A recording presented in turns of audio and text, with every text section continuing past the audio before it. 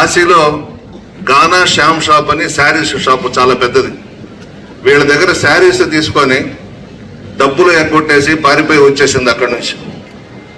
Shop పేరుతో కూడా ఇస్తా ఉన్నా. నేనేదో ఎలక్షన్స్ లో ఆమె మీద ఆరోపణలు చేయడం కాదు. గుజరాత్ లో ఆమె గురించి విచారించిన, చెన్నైలో ఆమె గురించి విచారించిన, బాంబేలో ఆమె గురించి విచారించిన, కాశీలో ఆమె గురించి విచారించిన చాలా గొప్పగా చెప్తారు.